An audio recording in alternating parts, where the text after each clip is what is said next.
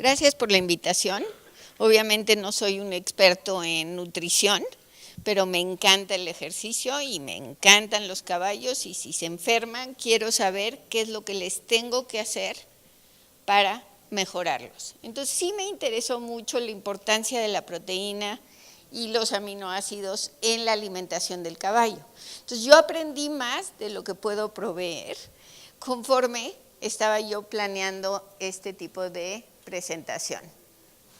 Vamos a hablar un poquito acerca de la proteína, porque la proteína tiene un rol fisiológico y el rol fisiológico es importante. Así como mencionó la doctora Boeta acerca de los lípidos, no dudo que alguien les hable acerca del nivel de energía, porque el nivel de energía va relacionado directamente también con el nivel de proteína, dependiendo de cuántos gramos de proteína cruda conforme a las megacalorías que requiere el caballo. Entonces el 15% del peso corporal es músculo, el músculo es la mayor proporción, provee una estructura para contracción de músculos, para colágena, queratina, nada más piensen la cantidad de cosas que tienen relación a la proteína. Transporte de nutrientes, albúmina, hemoglobina, todos los días en medicina estamos viendo algo relacionado con la proteína, o a través de membranas, enzimas, hormonas, como lo mencionó la doctora Boeta, y es el componente inmune y amortiguador o buffer importante del organismo. Entonces tenemos adicionalmente un montón de aminoácidos que cada uno de ellos va a tener una función. Pueden ser antioxidantes, pueden generar ATP, pueden tener transporte de ácidos grasos como en la carnitina o carnosina, que es parte del músculo esquelético, o síntesis de purinas y pirimidinas que tienen que ver con el ADN y RNA. Entonces la clasificación puede ser por sus propiedades químicas, puede ser por la función que tienen como transporte, hormonas, nutrientes del sistema inmune, o bien a partir de la proteína que tenga un rol fisiológico específico. Entonces vamos a tener gran importancia, lo podemos separar por aminoácidos o proteínas completas. Entonces, por ejemplo, la arginina tiene algo importante que hacer en el ciclo de la urea, que es un precursor de óxido nitroso. Entonces, ¿por qué me interesa? Yo, si no tengo urea en el organismo, tampoco voy a tener reabsorción en el asa de Henle, en los túbulos del riñón. Entonces es muy, muy importante también producir urea, no nada más que se eleve la urea, que significa que se tapó el riñón, sino que no tenga urea porque no hay una manufactura de esa urea en el hígado. Entonces también glicina importante en la hemoglobina, los aminoácidos ramificados o racémicos en la formación de ATP, la glutamina que tiene que ver con inmunidad en el sistema gastrointestinal, o alanina, hígado y músculo, o triptofano, que tiene que ver con neurotransmisores. Entonces, cada uno de ellos, por sí solos, va a tener una función, además de las proteínas estructurales que vamos a ver. Metionina y cisteína lo vemos continuamente porque son sulfatados, entonces estos son parte importante de la queratina, que es la que forma el casco, ¿no? Entonces, benéfica en caballos y no probada en equinos. Agarraron y pusieron metionina en bovinos para tratar de demostrar que el estrato córneo se produce por medio de este tipo de aminoácidos y no encuentran un hallazgo confiable. Y entonces lo hacen en equinos y es confiable, y por eso se van a encontrar un montón de productos que contienen este tipo de aminoácidos sulfatados para la producción de una mejor calidad de casco o estrato córneo. Los racémicos se utilizan como energía del músculo, entonces hay de los que reducen el lactato, y todo esto es controversial. Me encontré con un libro de nutrición así medio muy científico, en donde tratan de demostrar si la reducción de la cantidad de proteína cruda en el ejercicio te da una amortiguación en la situación ácido-base. Entonces es bastante controversial porque me encontré los que decían, sí, si tú tienes 7,5 en vez de 14% de proteína cruda, vas a tener una amortiguación en acidemia.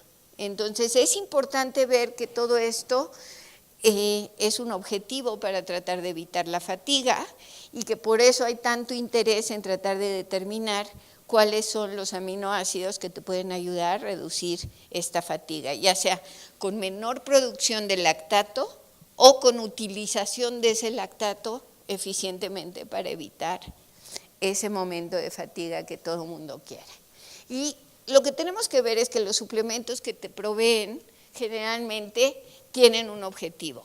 O quieres que mejores tu calidad del ejercicio, o mejoras la condición del casco, como en el caso de metionina y cisteína, o para tranquilizar a los caballos que utilizan triptofano y algunos otros neurotransmisores con la idea de calmarlos, ¿no? Como el clásico Quietex y cosas de este tipo que están utilizando la herbolaria para tratar de utilizarlo como un suplemento.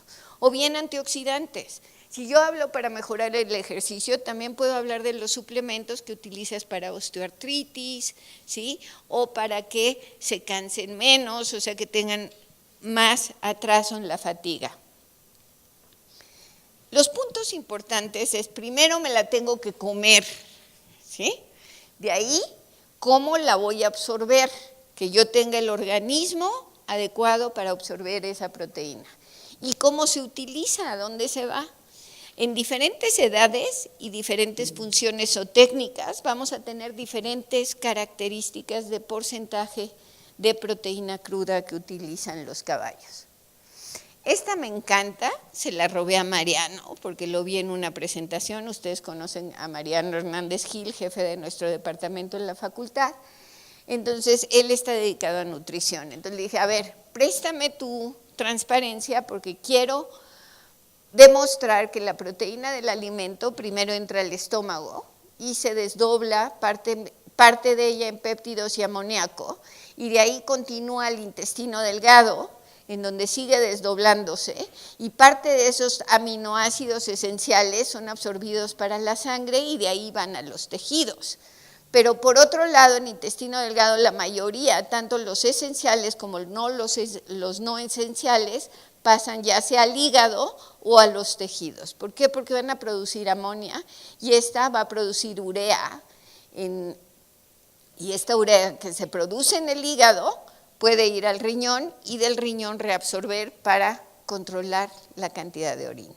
Entonces, es súper interesante que muchas veces si yo me como más proteína, aparte de la proteína que se produce por el intestino grueso, que es amoníaco, si se acuerdan de la estructura, que tiene 2 NH2 con un carboxilo, entonces si yo lo divido,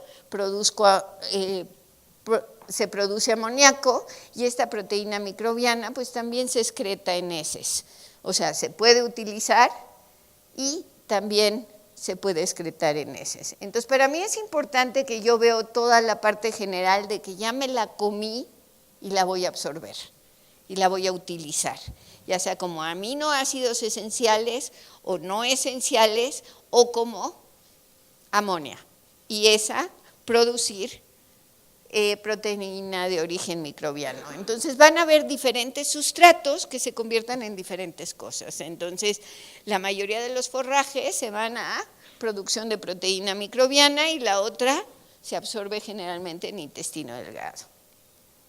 Entonces la digestión de aminoácidos y péptidos son digeridos antes de llegar al ciego. ¿Por qué? Porque la mayoría los vas a digerir en intestino delgado.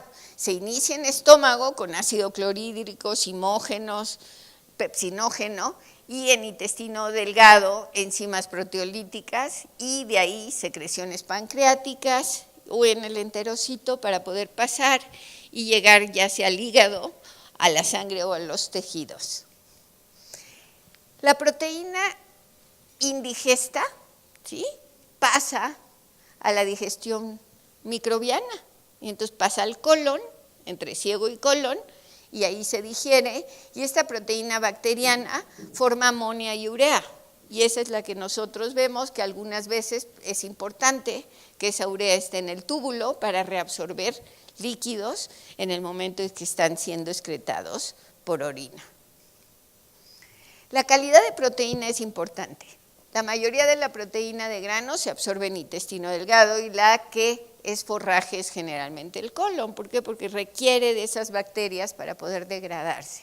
Los ingredientes varían en cantidad y calidad de proteína y sí es importante la calidad de proteína.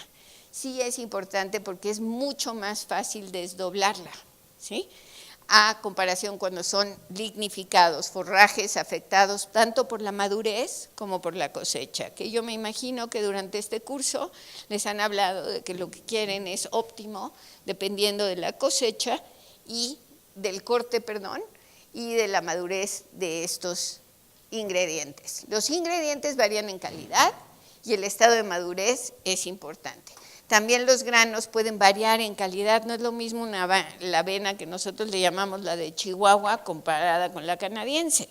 O sea, la ves y es gordita, preciosita, ¿sí? Y estás viendo que obviamente tiene una mejor calidad.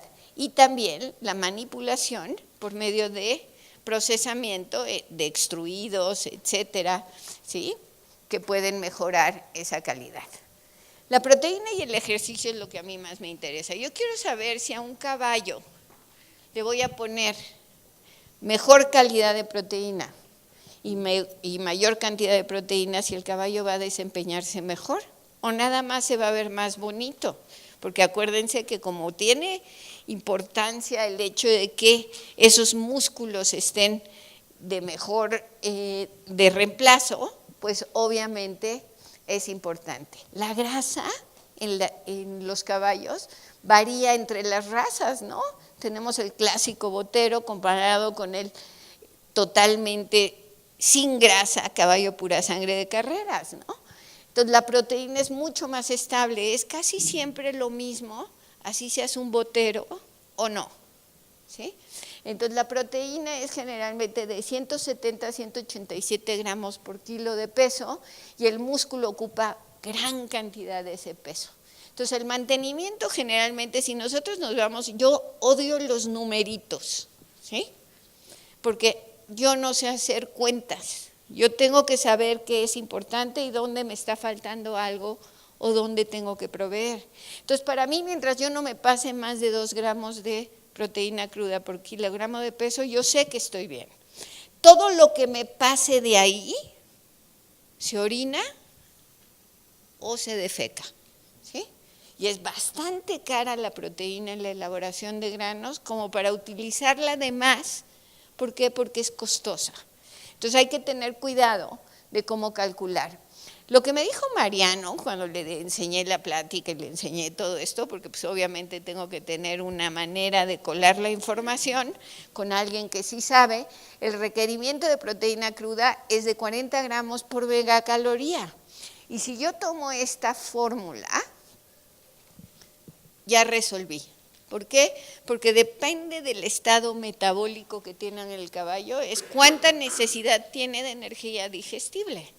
Entonces, esa energía es proporcional. Yo necesito más energía, pues requiero más proteína, ¿sí? Porque es obvio y proporcional a él. Entonces, puedo hacerlo en los diferentes estados de los caballos, diferentes estados metabólicos, calculando de la misma manera. Entonces, la respuesta al consumo de proteínas sí tenemos que saber cuál es. ¿Por qué? Porque el nitrógeno que se consume, si es mayor se eleva la urea. Y al elevarse la urea también, cuando tú estás produciendo, produces mucho más amoníaco. Entonces también va a haber un efecto respiratorio, un efecto de diuresis, entre más proteína. ¿No han oído que cuando están los caballos en alfalfa orinan más? ¿Sí? ¿Por qué? Porque tienen mucha más proteína que es la que requieren. Se pierde fósforo a través del riñón. ¿Por qué? Porque lo arrastra igual, el riñón tiene un umbral. La desventaja es energía para formar urea. Si yo no tengo suficiente proteína, no puedo formar más urea.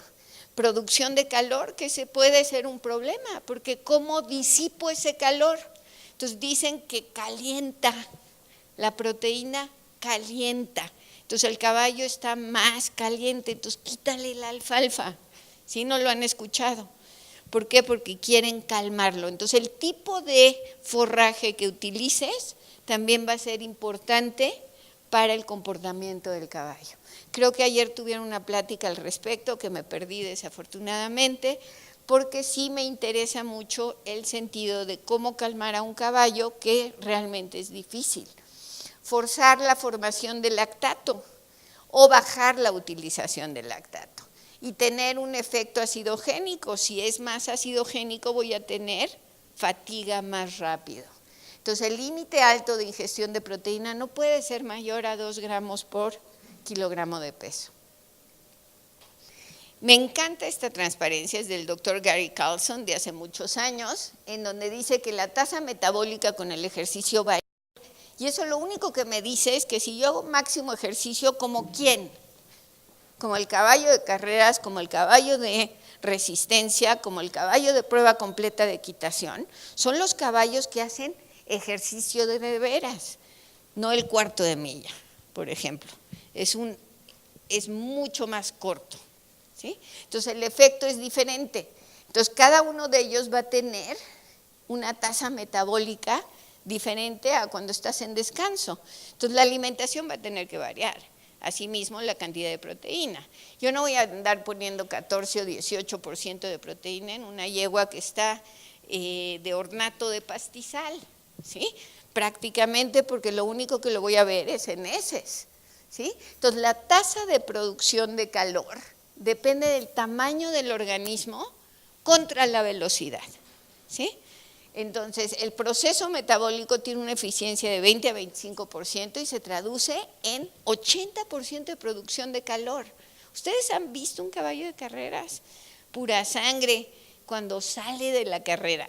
O sea, realmente, o un caballo de resistencia o de prueba completa de equitación cuando está en el intervalo entre salir de una fase a otra. Cuando ves eso, crece el respeto por estos animales, porque dices, este es un alto rendimiento. ¿Sí? Yo también adoro al caballo de salto, al caballo de adiestramiento, pero es otra cosa, es otro tipo de función y otro tipo de pérdidas, por eso requieren cosas diferentes.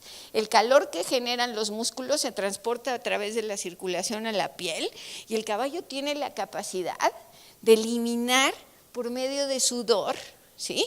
La mayoría de ese calor, porque lo tiene que disipar, ¿sí? Entonces hay pérdidas que son sensibles y hay pérdidas que son insensibles. La parte de la respiración no la puedo medir, no puedo medir cuánto se está perdiendo a través de la respiración. Acuérdense que los caballos es acoplada la respiración a la batida que dan, ¿no? Entonces imagínate la cantidad de agua que tú pierdes a través de la respiración en estos caballos.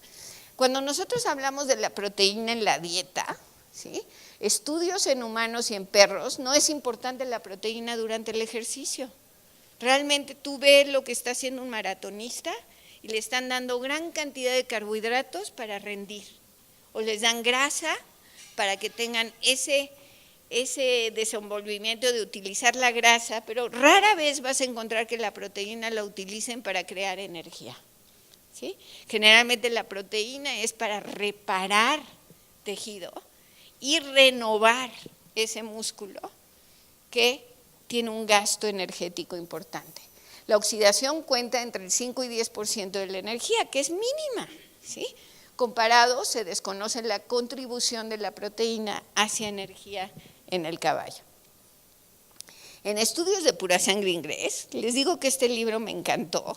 ¿Por qué? Porque empezó Pagan, que lo conocí hace muchos años, cuando el doctor Hernández Vidal hizo el mejor congreso que yo he visto en México. Hizo un congreso en Monterrey de osteocondrosis.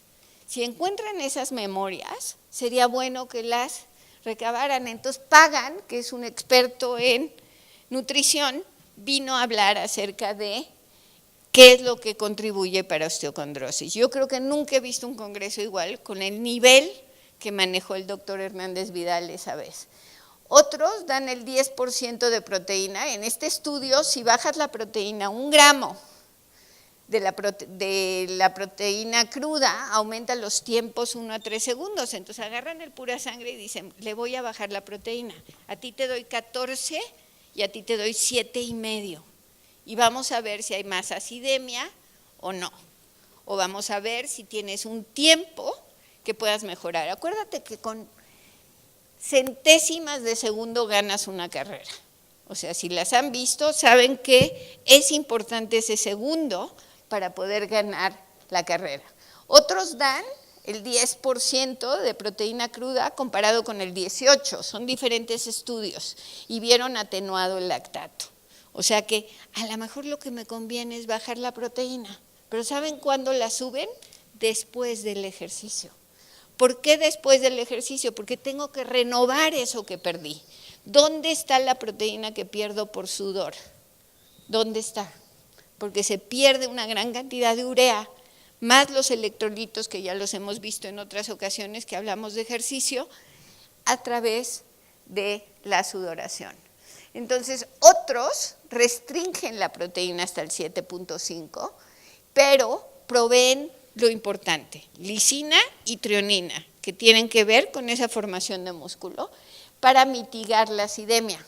Estudios donde se provee de 1 a 3 kilos de alimento antes del ejercicio intenso, sí te causa un problema porque tienes ácidos grasos libres, hiperglicemia, hiperinsulinemia y baja de glucosa, que eso es lo que hacen en humanos. ¿Sí? O sea que no es lo mismo. ¿Cómo se disipa? Esta es la clásica de el Guyton. ¿Sí? Yo conocí a Guyton, fui a una plática a Monterrey. ¿Sí saben el Guyton? ¿Sí? De fisiología. Tiene 9 hijos. ¿Cómo le hizo? No tengo idea. Fui a verlo nada más para decirle cómo le hizo. ¿Sí? Si yo con una me vuelvo loca, que todavía me persigue. Radiación, conducción, convección. Yo nunca he visto un caballo en convección que esté sentado en un hielito. ¿Sí? Y evaporación, que es lo más común para disipar el calor. La parte de pérdida evaporativa pues es respiratoria, nasofaringe, bolsas guturales, pulmón, etcétera, y la sudoración, que es el 80% de las pérdidas. Entonces, es súper importante que no nada más vemos lo que originalmente Gary Carlson nos enseñó en los caballos de resistencia, porque puede haber una tasa máxima de pérdida de sudor de 10 a 15 litros por hora. Entonces, imagínate estos caballos que se van a distancias de 1000 kilómetros, como uno que hubo en el ejército que fue sensacional porque ganó una mula. ¿Sí? Entonces, no podían creer que no había ganado un caballo. ¿Sí? Pero el gasto proteico de mantenimiento, ¿sí? Son 1.600 gramos por caballo de 500 kilos, pérdida en orina, pérdida en heces, piel y sudoración. Si yo pierdo 1 gramo por kilo, pues son 500. ¿Y cuánto es lo que contiene mi dieta? No más de 1,000. Sí, estoy perdiendo la mitad de la cantidad a través del ejercicio.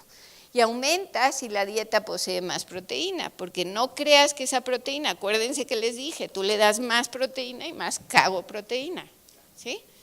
O evaporo proteína, ¿sí? O orino proteína. Entonces, el sudor es la ruta más importante de excreción de urea. En un caballo de 500 kilos puedes perder de 25 a 37 gramos de proteína cruda. Y los franceses dicen que la pérdida de nitrógeno es menor a la pérdida de energía. Entonces, la energía se pierde, que no lo estoy contemplando porque estoy enfocada en proteína, pero se pierde una gran cantidad de energía y además la proteína, que es la que va a restaurar o hacer el ladrillito para construir el músculo nuevamente. Entonces, aminoácidos en el ejercicio específicos que beneficien al caballo, pues no saben, realmente no saben, pero la lisina se requiere para formar ese músculo. Y entonces, obviamente, la lisina tiene que ser un suplemento que tú consideres cuando estés viendo la dieta que tenga suficiente lisina. Yo he visto, le quería preguntar a Miriam, por ejemplo, ¿qué pasa con unas yeguas que no cargaban en un área en donde lo único que comen es navajita? ¿Sí? Entonces las yeguas dejaron de cargar, entonces obvio que necesitan, pero ellos no pueden dar una dieta balanceada como la mayoría. ¿Por qué? Porque son yeguas de campo. Entonces lo único que incrementaron fueron con melaza y fue suficiente para dejarlas cargadas. Obviamente son yeguas rústicas, no es la famosa yegua fifí que necesita que le pongas todo para que a la mejor quede cargada. Entonces, obviamente la energía es súper importante y no nada más la proteína. Ahora, este es Canoa, este ganó el Handicap de las Américas, ¿sí? Fue el caballo que ganó mucho más dinero en el Hipódromo de las Américas. Ahorita ya el Huitlacoche le ganó a este, ¿no? Pero obviamente este caballo jamás se le aplicó un suplemento. Lo único que comía, yo lo dirigí por muchos años, y lo único que comía era la alimentación balanceada, con la proteína que llevan los granos balanceados que generalmente utilizan. Entonces, no es necesario que yo esté pensando en cantidades específicas de proteína, pero lo que sí es necesario es que después del ejercicio tienen que reemplazar lo que perdieron. Entonces, por eso es importante, no es de que digas que sea del 12% o 14% o 18%. Obviamente no van a necesitar un 18%, pero sí reemplazar por medio de lisina la pérdida muscular. Entonces, tiene sentido común que el ejercicio no requiere proteína para su proceso, pero sí lisina, ¿no? Para que esté reemplazado esa proteína. Cuando están en crecimiento, acuérdense que son caballos de 2 a 4 años, lo que estás viendo. Obviamente tenemos caballos hasta de 10 años corriendo, ¿sí? 10 y 11 años, pero es raro el caballo que pasa de esa etapa de 2 a 4 años. Y como están en crecimiento, todavía crecen, van a necesitar síntesis proteica 2 a 3 veces más que el adulto. Entonces los caballos jóvenes requieren más proteína que los caballos que están ya en función. Entonces, en el entrenamiento, pues también, porque ahí necesitan incrementar la masa muscular. Tú ve un potro de 2 años y ponle enfrente un potro de 4 años que ha trabajado con esos músculos y vas a ver una diferencia importante. Hay uno de esos libros en donde los compras ahí en Sanborns, de El caballo bonito, ¿sí? Y te ponen un caballo de adiestramiento cuando llega a empezar a hacer adiestramiento y lo ves cuando tiene 4 o 5 años de hacer adiestramiento y no te la crees. No puedes ni siquiera imaginarte la masa muscular que ha desarrollado, tanto como en el ejercicio y con la alimentación. Los caballos cambian muchísimo. El que acaba de ganar este fin de semana, sí que ganamos, ¿sí? El Igor, fíjense, porque yo creo que va a ganar el Handicap de las Américas. Si quieren ir a apostar, son bienvenidos. Pero yo creo, Igor, bueno, el caballo llegó a México, hace mucho, llegó de Chihuahua, no sé dónde tenían la crianza de este caballo. El caballo sí tiene un papá sensacional, o sea que la parte genética es importante. Pero el caballo llegó con una diarrea pintaparedes de 30 días, en donde se tenía que recuperar. Cuando yo vi ese caballo que llegó de potro, yo dije, ¿y esta sarta de porquería que nos trajeron? Tendrá un papal sensacional, pero es un caballo horrible, ¿sí? Entonces, imagínate mi impresión cuando yo veo este caballo. Puedo decir, ese caballo, sácalo de aquí, ¿no? Pero pues obviamente como tiene un papá fino, pues obviamente no lo sacaron. Se aguantaron con eso, no corrió bien todo el primer año y ahorita es un gigante espectacular, súper bonito, que tiene que ver con entrenamiento,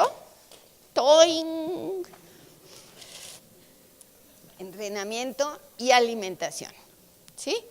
Entonces, obviamente no nos espantemos inicialmente porque sí cambian y cambian muchísimo. ¿Ves al caballo que está sumido así del dorso, que está medio flaco? Empiezas a aumentar la proteína en la alimentación y se empieza a redondear porque es lo que reemplaza esos músculos, ¿sí? Entonces, es importante ver ese tipo de situaciones, pero también tenemos que ver la deficiencia. ¿Por qué? Yo nunca he visto un potro con kwashiorkor. ¿Saben qué es la deficiencia esa donde la panza está así? Sí los he visto, pero nosotros les llamamos hay bellies, ¿sí? Llamamos que tienen la panza porque tienen mucha paja, mucho lastre. Y realmente la pérdida de proteína a ese nivel rara vez se va a ver, a menos de que haya caquexia, ¿sí? Prácticamente, entonces poco común en caballos, porque la mayoría de los granos así tengan el 7%, tienen 7, 8%, ¿sí? Los pastos, gramíneas tienen poco, pero tienen proteína, entonces si están en descanso no tienen un mantenimiento, si se acuerdan de la tasa metabólica. Entonces si están en descanso o nada más pastoreando, pues obviamente no hacen un ejercicio mayor. Hay que alimentar la energía, pero depende de la calidad de la proteína en la dieta, que puedan tener una deficiencia o no de un aminoácido. Signos de deficiencia: pérdida de peso, falta de apetito, no tienen brillo en el pelo, no tienen que poner linaza, ¿sí? No tienen brillo, lo que necesitan es proteína. Cascos quebradizos, que luego lo ves. Disminuye el crecimiento, reduce la producción de leche si es lactante. ¿Por qué? Porque le está faltando proteína. Al alimentar más proteína nos ofrece ventajas. Es costoso y la excreción es de nitrógeno. Y eso es contaminación de ambiente. En el caballo en crecimiento les puse ejemplos. ¿Por qué? Porque como la plática tiene que ver con proteína en el caballo, pues obviamente hay variaciones. Proteínas como los ladrillos para crecer, obviamente tengo que manufacturar. Tú dime en un caballo con cólico, en donde le rajas la barriga, ¿sí? Abres todo y ves el edema, ¿sí? En donde hay pérdida de proteína. ¿Por qué? Porque hay pérdida de proteína, porque lo rompí, hay pérdida de la permeabilidad. Entonces hay pérdida de proteína, o caballos que tienen una herida muy grande o una quemada tienen gran cantidad de pérdida de proteína. Entonces cada una de las condiciones va a requerir un nivel de proteína mayor. Al crecer, obviamente esos ladrillos forman colágena, tienen enzimas y requieren un porcentaje mayor de proteína. Con alto rendimiento, pues sí, la calidad de proteína, el tiempo de administración del alimento para el rendimiento, el apoyo en la recuperación después del ejercicio, que les hago hincapié porque sí es importante para reponer lo que pierdes, y el uso de antioxidantes que te pueden ayudar, como vitamina E y vitamina C. En los geriátricos, díganme que los geriátricos no tienen una condición totalmente diferente, tienen pérdidas diferentes. Por ejemplo, la mayoría puede llegar a tener adenoma pituitario, ¿sí? Y estos generalmente van a tener un estado proinflamatorio, ¿sí? Tienen los pelos, ya saben, como ¿sí? Pelo hirsuto, grande. Y obviamente tienen alteraciones de resistencia inmunológica. ¿Por qué? Porque están produciendo una gran cantidad de esteroides internos. Sobrepeso o poco peso. Llego a la Universidad de Cornell, porque me fui de sabático 3 meses a Cornell, y llega un caballo de 34 años, espectacular, a que le midan cuánto tiene de su enfermedad de adenoma pituitario. Y para poderlo controlar con pergolide, ¿cuánto le tienen que dar? Si media pastillita o un cuarto de pastillita. Y cuando lo vi, yo dije, no puede ser. Yo no tengo de esos caballos en México. A lo mejor veo 1 o 2 de esos viejitos espectaculares que se ven nada más los pelitos blancos así, pero todo redondito perfectamente. ¿Por qué? Porque tienen controlada su condición endocrina y su alimentación. Entonces es muy, muy importante en estos, porque generalmente no se afecta su digestibilidad, pero lo que sí sus muelitas, ¿verdad? Y entonces ya no tienen dientes, entonces hay que buscar la manera de alimentarlos de la mejor manera para que puedan pasar esta etapa, que es una etapa crítica. No necesitan gran cantidad de proteína, ¿sí? Es un porcentaje muy semejante al adulto, pero sí tienen grandes pérdidas. Y en mulas y en burros, que yo sí veo uno de estos me lo como, o sea, no hay manera, ¿sí? La evidencia anecdótica sugiere que los burros sí son bien estoicos y tienen la habilidad de sobrevivir en dietas muy bajas en proteína. Como regla general, si tú alcanzas el requerimiento de dieta energética, tienes el requerimiento de proteína cruda, no necesitas exacerbar. Acuérdense que estos sí tienen muchas enfermedades endocrinas feas, como hígado graso, como pueden tener hiperlipidemia, cosas de ese tipo, entonces hay que tener cuidado con la alimentación. Nutricionalmente las mulas son como si fueran burros, prácticamente porque son sus progenitores. Y en comportamiento, todo el mundo, ustedes tuvieron una plática de comportamiento que aparentemente fue fantástica, entonces no hay evidencia publicada de que aunque le dé té de tila, ¿sí?, se calme el canijo que trae testículos y que patea, muerde, escupe y te arranca la nariz, ¿sí? Entonces sí hay que buscar la manera de tranquilizar a estos animales. Algunos son capaces de causar efectos farmacológicos. ¿Por qué? Porque están usando diferentes cosas como la cava y cosas que utilizan triptofano, que estuvo prohibido en un tiempo y que ahora ya aparece en la lista FEI para controlar el dopaje, ¿no? Beneficios en los que contienen levaduras y bacterias lácticas, te los vas a encontrar entre los suplementos para mejorar el comportamiento.